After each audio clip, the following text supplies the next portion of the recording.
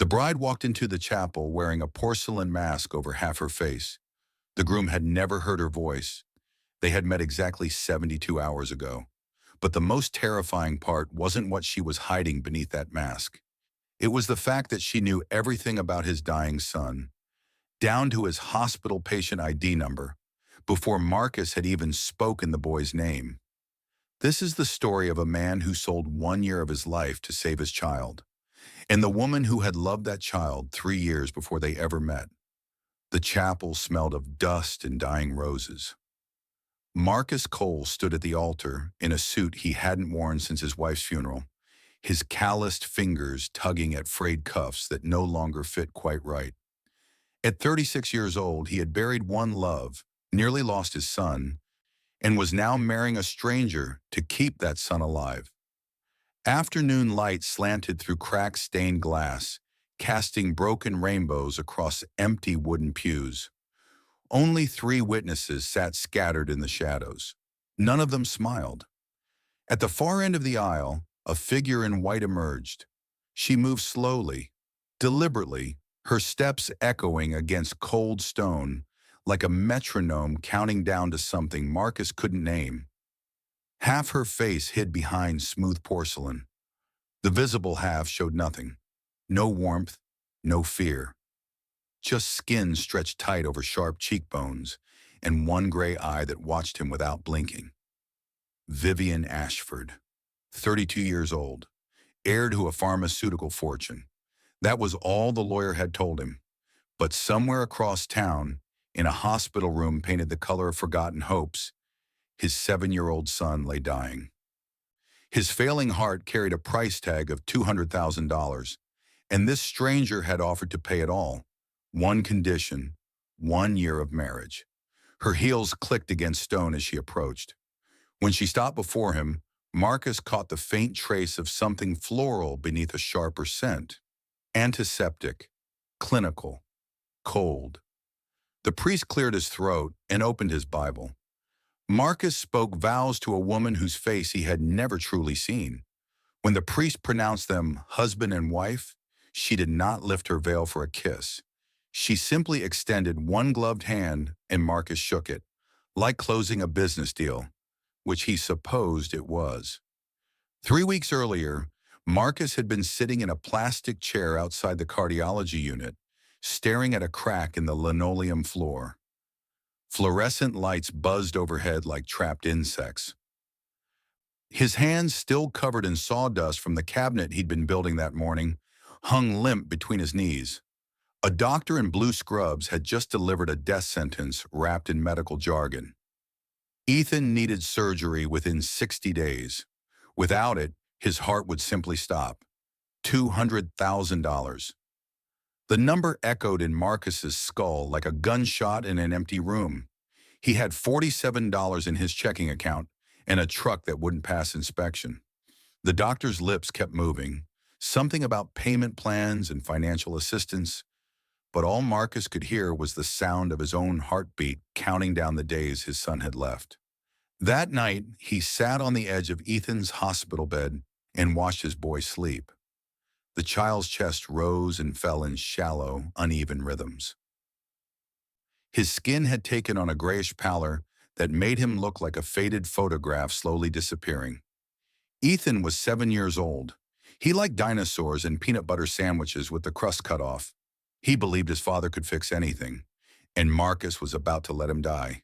He had tried everything. The bank turned him away before he finished his first sentence. His brother, who hadn't spoken to him since their mother's funeral, let the call go to voicemail 3 times before blocking his number.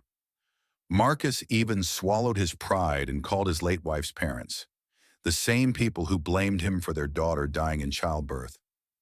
Her mother listened in silence for 30 seconds, then hung up without a word. The next morning, Ethan woke up and looked at his father with those big, trusting eyes.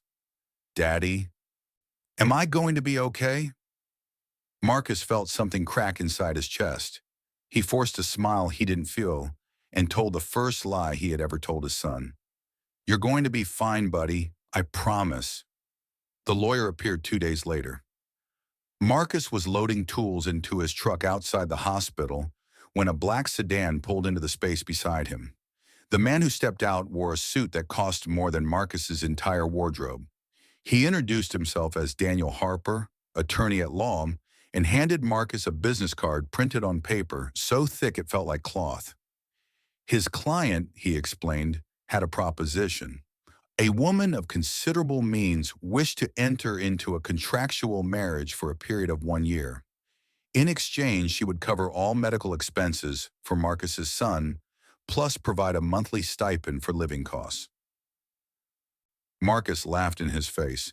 Then Daniel Harper opened his leather briefcase and showed him a cashier's check for $200,000, already made out to the hospital, already bearing Ethan's patient ID number. The laughter died in Marcus's throat. She knew his son's name. She knew which hospital. She knew the exact amount needed down to the dollar. She knew the patient ID that Marcus himself had to look up every time he filled out paperwork. How long had this woman been watching his family? There were conditions, of course. Marcus would live in her residence for the duration of the marriage. He would attend certain social functions as her spouse. He would not ask questions about her past, her business, or the mask she wore at all times. Physical intimacy was neither required nor expected. At the end of 12 months, they would divorce quietly, and Marcus would be free to return to his life with his healthy son. No strings attached. Marcus asked why. Why him? Why this arrangement? Daniel Harper smiled the way lawyers do when they're about to lie. His client had her reasons. That was all he was authorized to disclose. Marcus had 48 hours to decide. He spent the first 24 sitting beside Ethan's bed, watching monitors beep and lines spike, arguing with himself, listing every reason this was insane. Then he watched a nurse adjust his son's oxygen mask, saw how small and fragile Ethan looked against those white hospital sheets, and he picked up the phone. The house was not what Marcus expected. He had imagined something cold and modern, all glass and sharp angles. Instead, the car pulled up to a Victorian manor on the outskirts of town, surrounded by overgrown gardens and ancient oak trees that blocked out the sun. Paint peeled from the shutters. Ivy crawled up the eastern wall like green veins. The place looked like it had been beautiful once, before someone stopped caring. Vivian led him inside without a word. The foyer smelled of lemon polish and old wood. Photographs lined every wall, dozens of them in ornate frames. But something was wrong. Every face had been removed, cut out with surgical precision, leaving only bodies and backgrounds. Marcus paused before one image showing a woman in a garden holding a small child. Both their faces were gone, replaced by neat oval holes.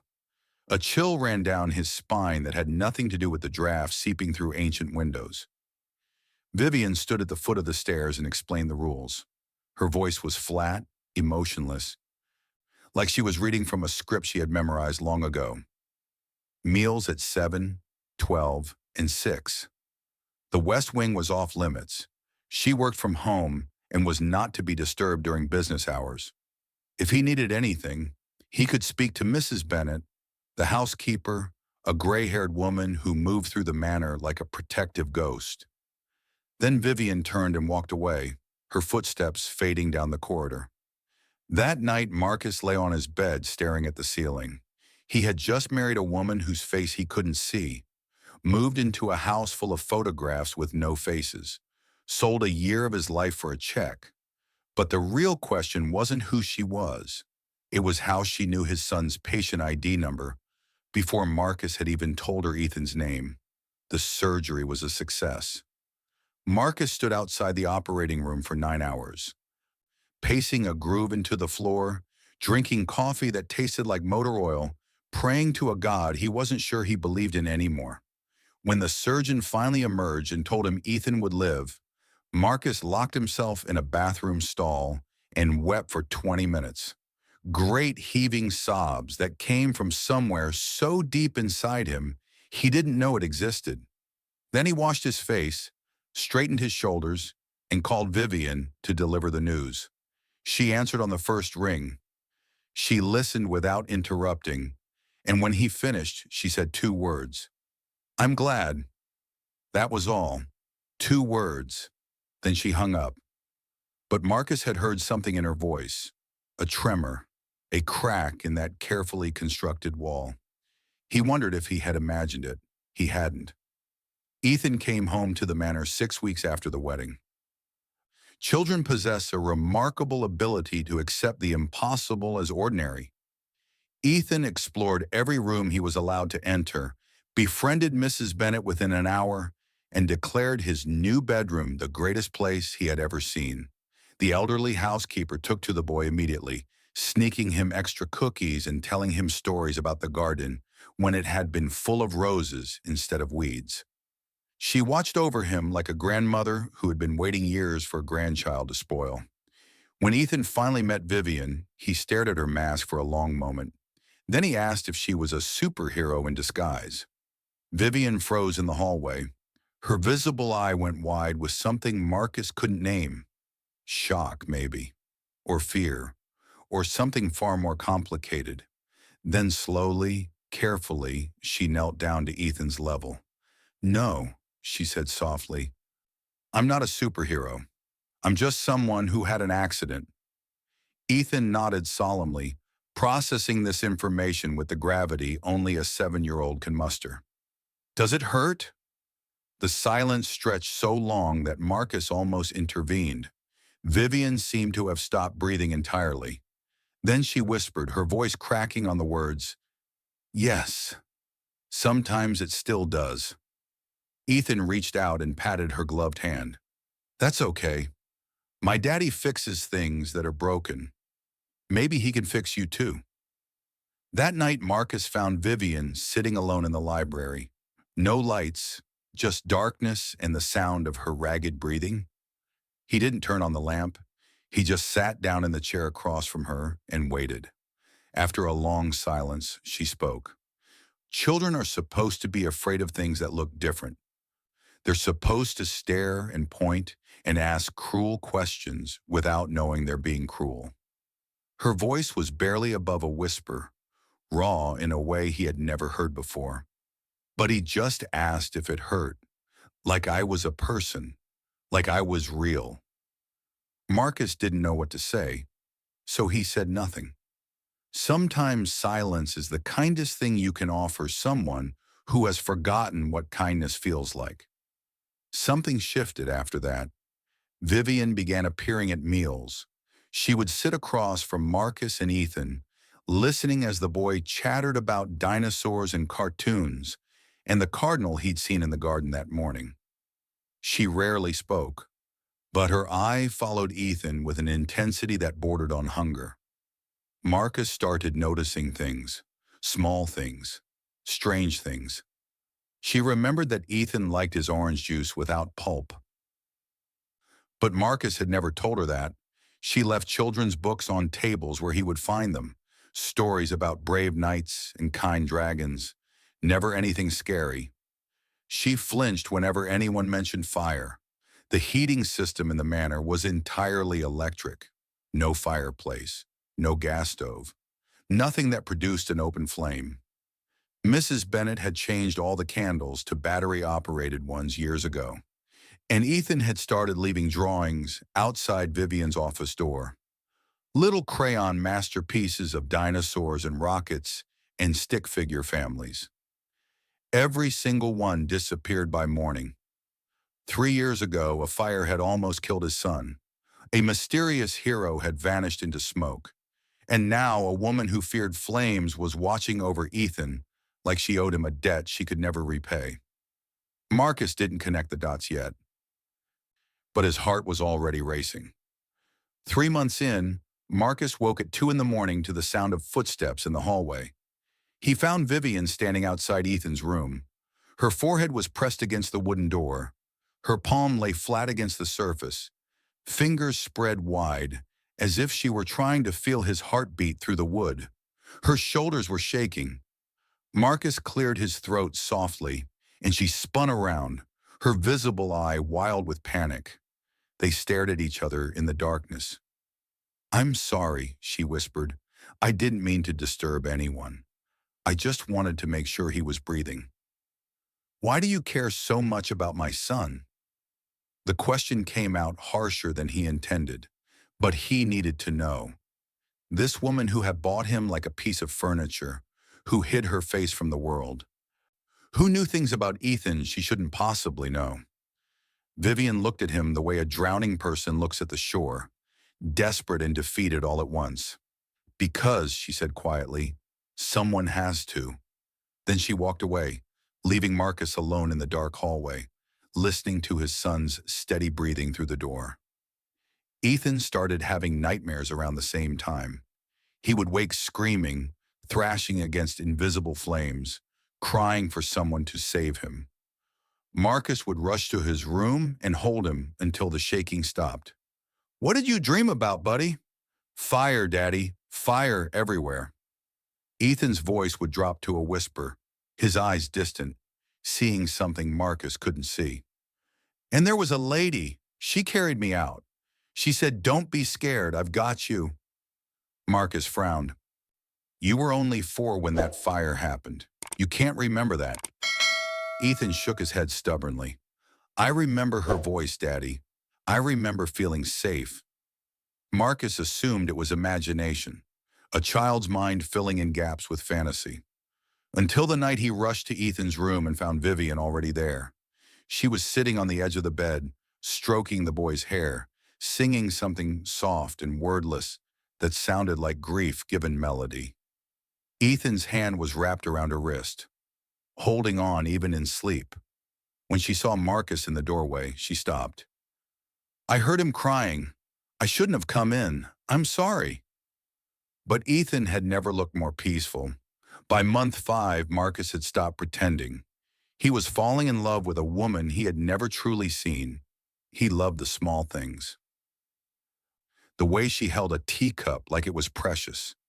The way she reached toward Ethan and then pulled back, afraid her touch would somehow burn him. The way her eyes softened when she watched the boy play in the garden. One evening, Ethan fell asleep on the couch between them during an old movie. His head lolled onto Vivian's shoulder, and she went completely still. She sat like that for 2 hours, barely breathing, as if Ethan were a butterfly that might fly away if she moved too quickly. When Marcus carried the boy to bed, he came back to find Vivian still sitting in the exact same position, her hand pressed against the spot where Ethan's head had rested. She looked up at him with something raw and unguarded in her eye. "Thank you," she whispered, "for sharing him with me." Marcus wanted to tell her that Ethan wasn't the only one he wanted to share, but a darker question haunted him. Why did Vivian love his son like she had already lost him once? What secret was hiding behind that porcelain mask? Month 9 changed everything. Marcus was helping Mrs. Bennet move furniture in the West Wing, the only time he'd ever been allowed inside that forbidden section of the house. The elderly housekeeper had tears in her eyes as they worked. "She was different before the accident," Mrs. Bennet said softly, "so full of light. She used to throw charity galas that raised millions for children's hospitals. She dreamed of building burn units in every city in America." "What happened to her?" Mrs. Bennet opened her mouth to answer, but before she could speak, a picture frame fell from behind an antique dresser, clattering against the hardwood floor. Marcus picked it up without thinking. Then he froze. The photograph showed a woman standing in front of a burning building, her arms wrapped protectively around a small child she was shielding from the flames. Her face was turned away from the camera, but the child's face was clearly visible. It was Ethan. Marcus's hands began to shake. The photograph was dated 3 years ago, before the surgery, before the contract, before any of this made sense. He stared at the image until his vision blurred, trying to understand how his son could be in a picture with a woman he had supposedly never met. Then he looked closer. The child in the photo was wearing blue pajamas with little rockets on them. Ethan's favorite pajamas. The same ones Marcus had thrown away 3 years ago because they had been ruined in a fire. The fire. the apartment fire that had broken out in the complex across the street from Marcus's workshop. The one that spread to the neighboring building where Ethan was staying with a babysitter while Marcus finished a late job. The fire that had almost killed his son. Marcus had arrived at the scene to find firefighters everywhere and Ethan sitting on the curb, wrapped in a blanket, crying for his daddy. The babysitter said someone had pulled the boy out of a second-story window, but no one knew who. By the time the flames were out, the mysterious rescuer had vanished. Marcus had searched for months, desperate to thank whoever had saved his son's life. He never found them. The hero disappeared like smoke. His legs carried him to Vivian's office without conscious thought. He pounded on the door until she opened it, her visible eye wide with alarm. Marcus held up the photograph. His hand was trembling so violently the frame rattled. She looked at it for a long moment.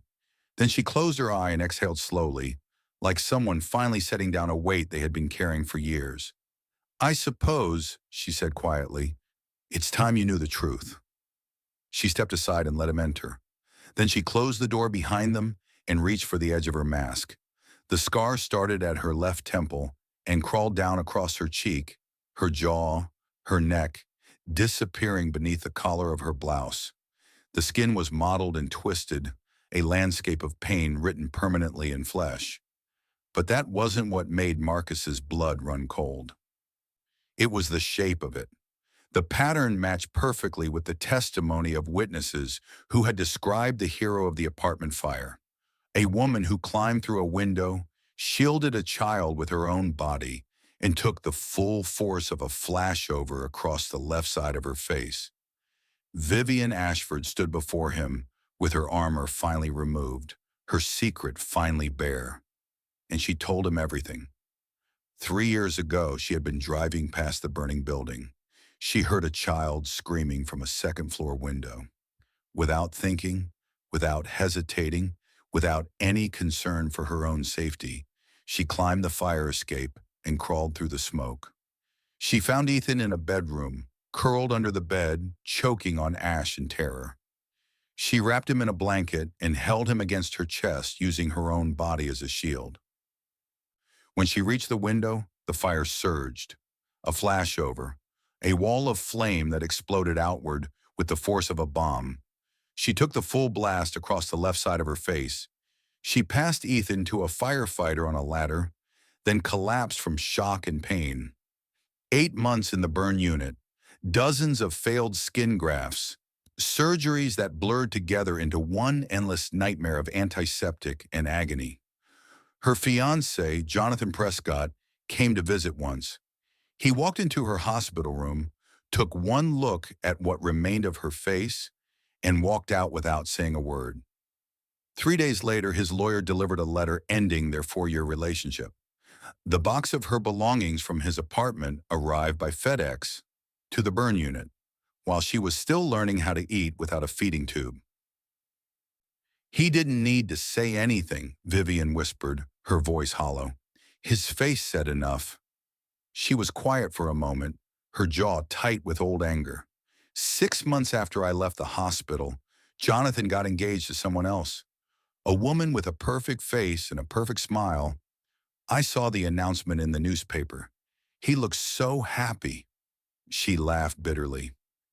"He sent me a wedding invitation. Can you imagine? Like we were old friends. Like he hadn't left me alone in a burn unit with half my face melted off." Marcus felt rage building in his chest. "What did you do?" "I burned it." A ghost of a smile crossed her scarred lips. "Fitting, don't you think?" She stopped going outside after that, stopped seeing friends, stopped believing that anyone could ever look at her without flinching, but she never stopped watching the boy she had saved. She used her family's money to track Ethan down, to make sure he was healthy, to watch from a distance as he grew up, learned to ride a bike, started school. Then she discovered he needed heart surgery, and his father couldn't afford to save him. "I couldn't just give you the money anonymously," she said, tears streaming down her scarred cheek. "I needed to be close to him, even if it was just for 1 year. Even if he never knew who I was, I just needed to exist in his orbit, to hear his voice, to know he was safe. Marcus's mind went to Ethan's dreams, the lady in the fire, the voice he claimed to remember. The doctors said it was impossible, he murmured. He was only 4. Children that young don't form lasting memories of trauma. Vivian shook her head slowly. The mind forgets, but the body remembers. The soul remembers. He dreamed of me because somewhere deep inside, he never stopped feeling safe when I held him. She looked at Marcus with devastation in her eye. I know you must think I'm insane, watching your family for 3 years, engineering this entire marriage just to be near a child I saved. You have every right to take Ethan and walk out that door. I won't stop you. I won't fight you. Her voice broke on the last words. I just needed him to know that someone in this world loved him, even if he never knew it was me. Marcus looked at the woman standing before him, the scar that covered half her face, the eye wet with tears she refused to let fall, the trembling hands that had once carried his son out of a burning building. He took one step forward, then another. Vivian backed away, but he was faster. He reached up slowly, giving her time to pull away, and cupped her damaged cheek in his calloused hand. The scarred side, not the smooth one. You saved my son. His voice cracked on the last word. You saved him, and you never told me. You let me think this was about money, about convenience. You let me believe you were some cold, distant stranger buying a husband because she couldn't find one any other way. He brushed his thumb across her scar, gentle as a prayer. But you loved him before I ever knew your name. Vivian's composure finally shattered. Tears spilled down her face, tracing paths over ruined skin and smooth alike. Her whole body shook with the release of 3 years of silent devotion. I didn't want gratitude, she whispered through her sobs. I just wanted him to be safe. I just wanted you to be able to take care of him. Marcus pulled her close and held her while she wept, her hands clutching his shirt, her forehead pressed against his shoulder. This isn't ugly, he said softly, stroking her scarred temple. This is the mark of someone who ran into a fire to save a child she didn't know. This is what courage looks like when it's written on skin. He pulled back just enough to look at her face, both sides of it. This is the most beautiful thing I've ever seen. The next morning, Marcus sat Ethan down and told him a story about a brave princess who climbed a tower made of fire to save a little prince. The princess got hurt very badly, but she never stopped watching over the prince from far away. She loved him so much that she came to live with him and his father just so she could be near him. Ethan listened with wide eyes, processing the tale with the seriousness that only children possess. Then he looked at Vivian, who was standing in the doorway. For the first time since he had known her, she wasn't wearing her mask. Ethan walked over to her slowly, reached up, touched her scar with one small finger. You're my fire princess, he said softly, the one from my dreams. You carried me out. Vivian dropped to her knees, unable to hold back her tears any longer. You don't have to say thank you, Ethan continued, his voice matter-of-fact in the way only a 7-year-old can manage. Daddy says you're not broken. You're just different. He wrapped his small arms around her neck. Different is good. 2 months later, the contract expired. Daniel Harper arrived at the manor with divorce papers, ready to dissolve the marriage as originally agreed. Marcus met him at the door. He took the papers, flipped through them once, and tore them in half. The lawyer stared at him in disbelief. Marcus simply smiled. Change of plans, he said. I'm keeping my wife. They renewed their vows on a spring afternoon in a garden full of roses that Marcus had spent months coaxing back to life. Mrs. Bennet had cried as she helped arrange the flowers, muttering about how she'd waited years to see this house become a home again. Ethan stood between his parents, holding both their hands, grinning so wide his face looked like it might split in two. There were no witnesses this time, no lawyers, no contracts, no conditions.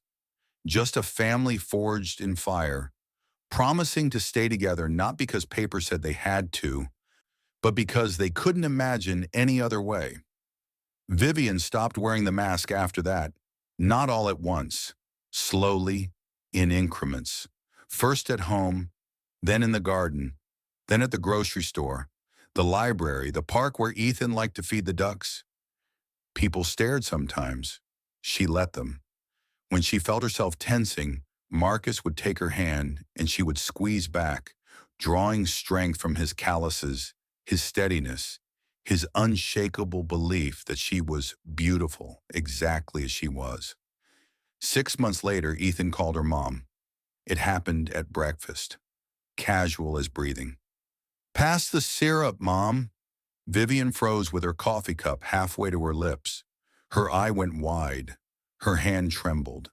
Then she set down her cup, walked around the table, and hugged the boy so tight he squeaked. "I love you too," she whispered into his hair. "I always have." Ethan just grinned and asked if there were more pancakes. Life had taught him not to make a big deal out of miracles. Years later, when people asked how they met, Marcus would smile and say it was complicated. Vivian would add that she had to save his son from a burning building and marry him under false pretenses before he'd even look at her twice.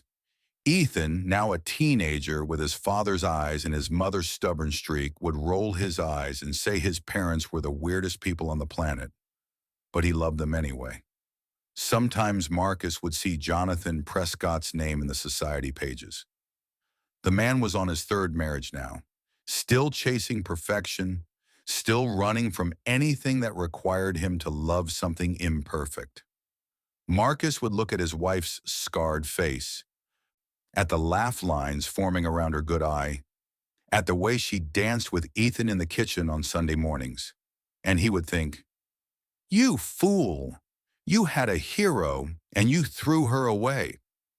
Every year on the anniversary of the fire, Vivian wakes before dawn and stands alone in the garden, watching the sky lighten from black to purple to gold. Marcus finds her there, silent and still, and he stands beside her without speaking. They watch the sunrise together. The light paints her scars in shades of amber and rose, and she leans into him like he's the only solid ground in a world that once tried to burn her alive. "Thank you," she whispers. "For what?" "For teaching me that some people look at ashes and still find something worth loving." Marcus kisses her forehead, right where the scar begins. And in the house behind them, their son is drawing a new picture. A family of 3 standing in front of a garden full of roses. This time, everyone has a face. Some people spend their whole lives searching for the kind of love that asks nothing and gives everything. Marcus Cole found it in a woman who hid her face from the world, but showed him her heart. A woman who ran into fire instead of away from it. A woman who proved that the deepest kind of beauty isn't what you see when someone removes their mask. It's what you feel when they trust you enough to try. And on quiet evenings, when the sunset paints the sky in shades of gold and rose, Marcus looks at his wife's scarred face and his son's bright smile, and he knows. Some contracts were never meant to be broken. Some masks were never meant to stay on. And some love stories are written in flame long before the first word is ever spoken.